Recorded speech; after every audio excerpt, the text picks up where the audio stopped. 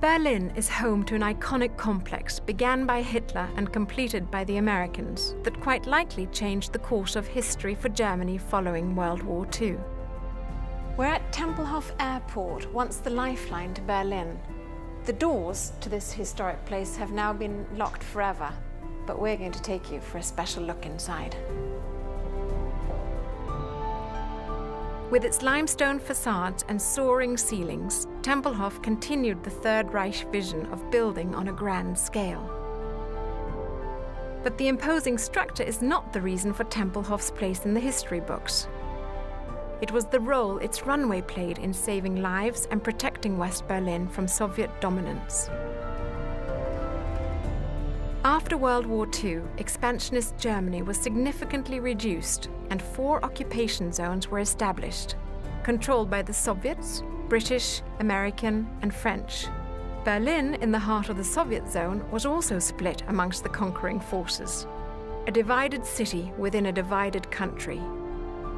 In 1947, American and British zones became one to better fight the march of communism, with the French joining them in 1948. The Soviets took this as a serious threat and reacted by cutting off all land and water routes to Berlin, a thinly veiled plan to force the Allies to abandon the city. The blockade left West Berlin an isolated island with little food or supplies.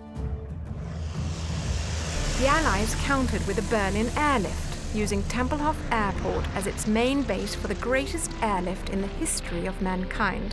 More than 2.5 million tons of food, coal and other supplies were delivered by crews from the US, UK, Canada, Australia, New Zealand and South Africa, with planes arriving every 3 minutes, day and night. The Berlin airlift kept more than 2 million West Berlin citizens from starving, and equally important, free.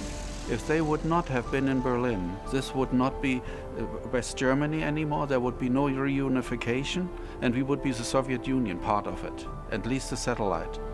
It was also very important what it did in the minds of the people. You know, before the airlift, even the Western Allied forces, they were here as conquerors and occupants.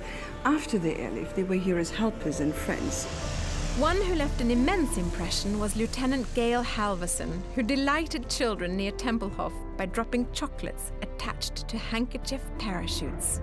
As pilots joined him, the fleet soon became known as the Raisin Bombers, drawing cheering crowds on every landing. All these kids were there, piling on top of each other. I tried to get one, I never got one. The Soviet blockade ended after 11 months, by which time the Allies and West Berliners had developed a fundamental trust, and freedom was firmly entrenched.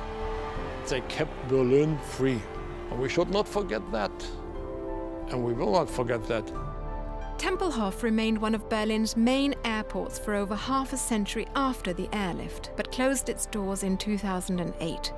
Its historic terminal and legacy remain, and it's an unusual and interesting visit to make in Berlin.